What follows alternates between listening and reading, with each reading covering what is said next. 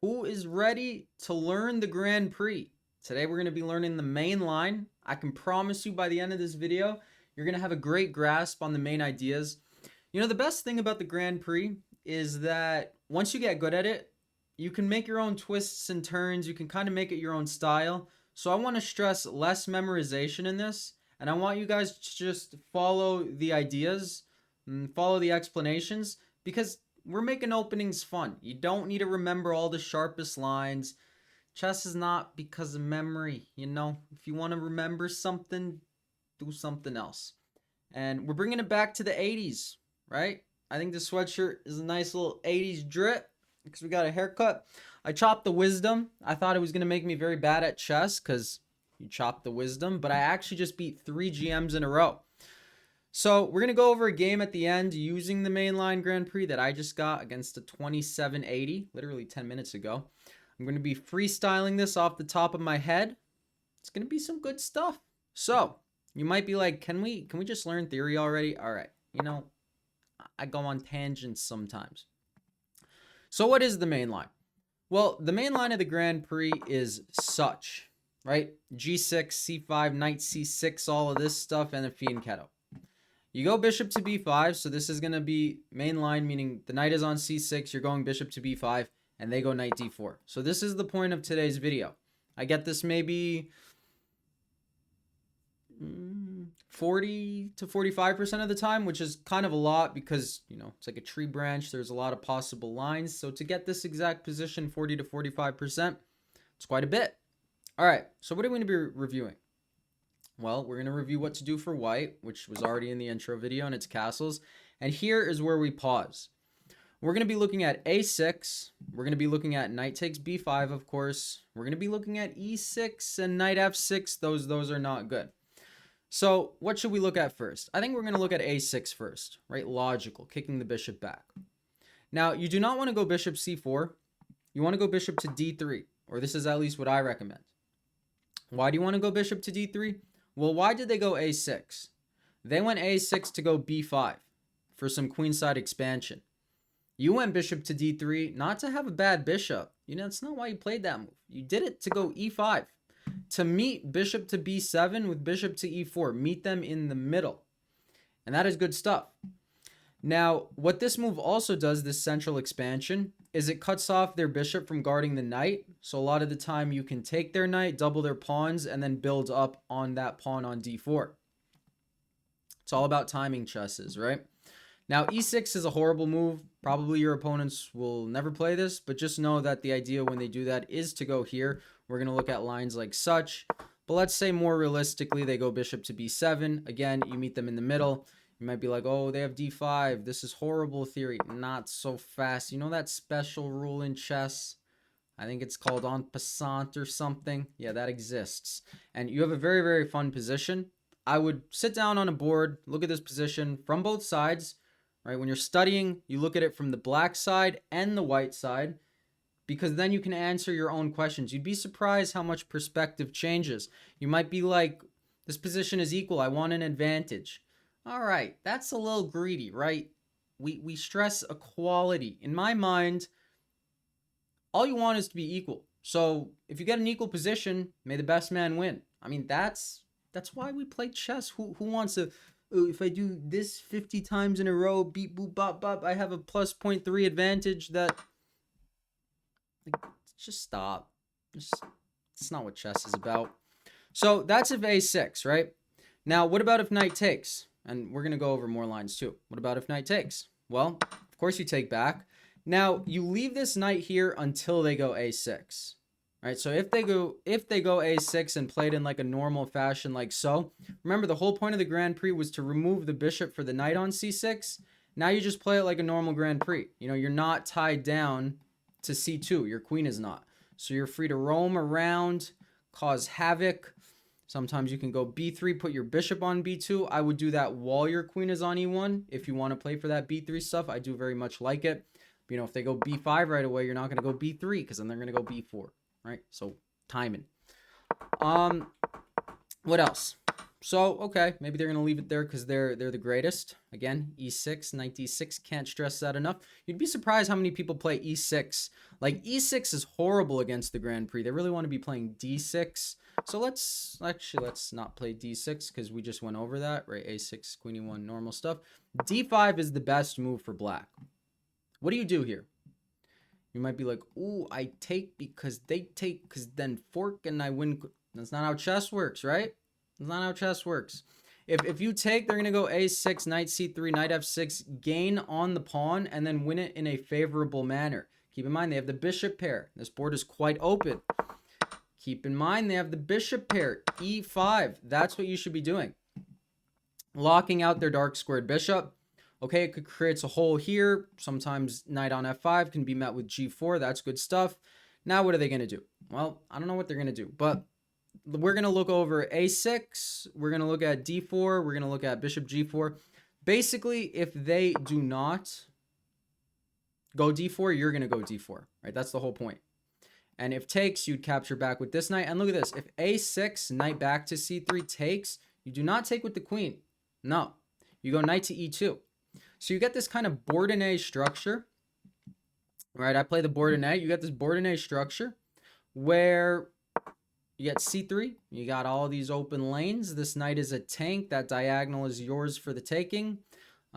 Believe it or not, their best move here is bishop to f8. So if your opponent plays bishop to f8, they're pretty good at chess, or they're using an engine. It's one of the two.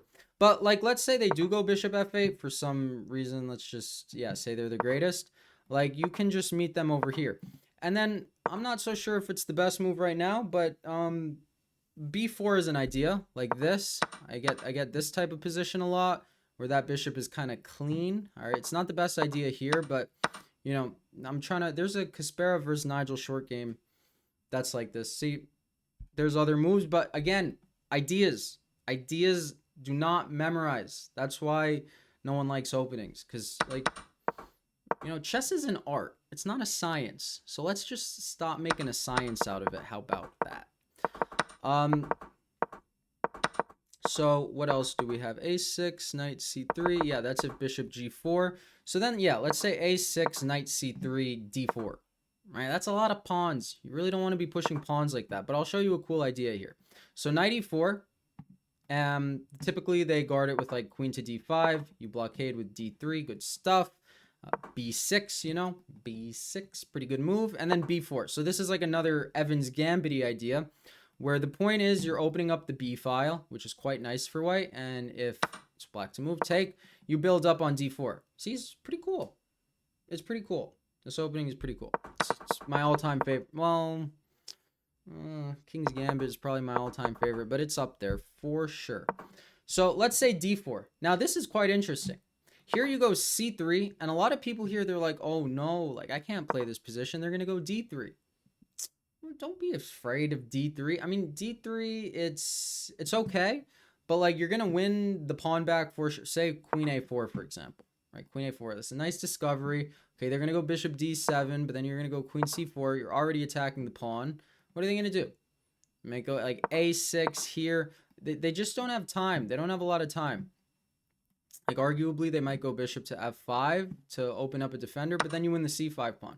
So d3 is an overextension, and for the rest of the game, you're just going to build up on that guy. Maybe you could get your bishop out with, like, b3, c4. That doesn't look too bad. Maybe you're going to go bishop a3. I mean, look at this knight coming to c4 and e3. Look at the rotations. Look at the routes. Like, just look at the coordination. And over time, you're going to get very good at the Grand Prix. That's what happened to me. In the beginning, I felt the hardest thing was, do I go e5 or f5? We're going to be discussing a lot of different times where you play either or, both, one or the other. But over time, you just got a feeling for it. Like, I promise you, give it a try. Play it exclusively for like 3 weeks. Look at the games from the first week. Look at the games from the third week. And give yourself a pat on the back. That's what you should do. So what else? What else? e5, d4, c3. Instead of d3, let's say they... go here. Again, knight a3. Like they just don't have much. If d3, knight e1, you could just build up on that guy. What if b5? What if b5? If b5, queenside expansion. Yeah, take, short, d3. Knight c2, and you're going to win that pawn. I have gotten this in a lot of games, actually. Now I'm remembering. Ironic. But yes, blockade the pawn on the dark square. They're not coordinated because of this nice e5 move, so that's good stuff as well. And I feel like there's one other thing I want to review. a6. Let me. Yes, there is. Say this. So a6. Okay, castles. a6, bishop d3. For some reason, I have no idea why. Right, d6 is just normal Grand Prix stuff.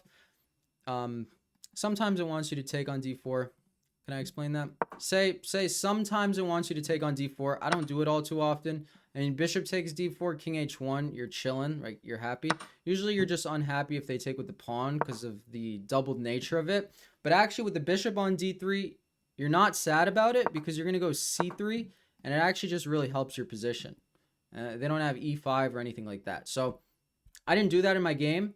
See, because we're constantly learning. Now I'm going to start doing it, maybe, because I didn't do it and I still beat a 2780. So, you know, just have a good knack for the Grand Prix. What could I say? But anytime they go e6, I don't want to say anytime. Most of the time they play e6, you're going e5, right? They created a hole, and you not only close the bishop off from the knight, you open a route for your knight to get to d6. So you might be like, okay, but what if they go d6? They're actually losing. I don't care what the bar says. I've never lost in this position. Knight to e4, two attackers, right? So take. You're defending. How do they stop knight to d6? Right? How do they stop it? Take. Now you're threatening checkmate, and you're threatening knight d6. So you go knight h6 to stop checkmate. Boom. Look at this. I've gotten this like 5 times. Isn't that quite nice? Checkmate. It's amazing. Please give this a try. The Grand Prix is goated. It's so good. Now, I don't know if I should stop the video. No. We're not stopping the video. We're going the whole way today. You might be like, okay, d5. Yes, d5. This is what, you know, is okay. But you double up their pawns. You go knight e2. You're going to build up on c5. And again, b3. Bishop a3, bishop b2. At the very least, you're winning a pawn back. At the very, very, very least. All right, knight e7. No need to collect. Right? Don't deal with these pins. Go b3. There's no need to collect. You're just gonna build up. Okay, with the knight on e7, you're probably going bishop b2. Like, yeah, this is just good position. So play like that. I think that's gonna be the main line. Now we're going to look at a game using the main line where I went wrong. But again, there is no such thing as going... I mean, there is such thing as going wrong. But there's a lot of... Make it your own opening. You know, that's the best advice I can give to you. Other than that, it's just like, you know, it's an art. So bishop to b5, knight to d4, castles, a6, right? This guy is 2766. I just went on a tear. I thought I'd be playing horribly. I mean, look at this doofus with this hair. He's crushing it. I'll tell you that much. 92. So again, we looked at this in the video. I learned you're supposed to go knight takes d4. Bishop takes d4, I'm very happy. C takes d4, I wasn't so happy, but I didn't realize with the bishop on d3, you do play for c3, so it's a good position. I was reluctant to change because I was like, never take the knight on d4, but chess is position specific. But okay, I went knight e2. Take. I'm fine with this position. My logic in not going h3 was this bishop's on c8, but if he plays for b5, bishop b7, I can route over to the h file, and that would be quite nice. So c3, because the bishop's on d3. We get castles, bishop c2. Trying to control the center. b5, d4. Take, you get the super center. Now, I was happy with this game starting right about now. So bishop to b7, he has 2 attackers on e4, I have 1 defender. d5, kind of obvious, right? Opens d4, blockades the bishop. He goes e6, I knew he would. Take. Now he has these 2 hanging pawns in the center. And this is why I was happy with this game. Because old me would have went like knight g3 or rook e3. Something of the sort. Passive defense.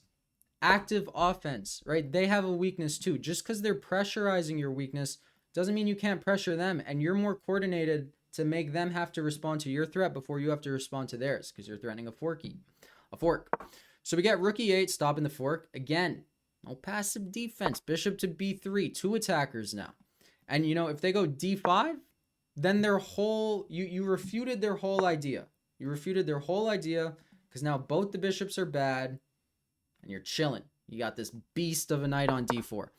So he went takes. He fell into a trap that he shouldn't have because I don't know why. I do know why. He forgot that he thought takes. But he forgot check. I'm pretty sure that's the only reason you play bishop takes e4. So we get, let me silence silencio, my phone. So queen b6 check, right? There's a rook on f3, so that's quite nice. Bishop takes.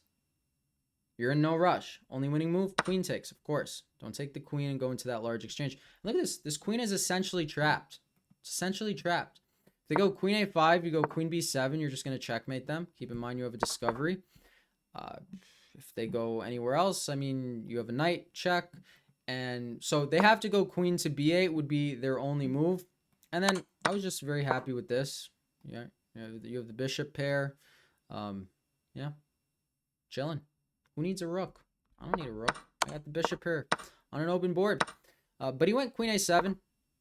Don't know if that was a mouse slip or something. I took and he resigned. So, see, make it your own. Don't stress memory. I feel like this video was extremely long. And wow, this is such a goofy sweatshirt. It's the 80s. It's the vibes today. But thank you guys as always for watching. Have a great day. Peace. See you tomorrow.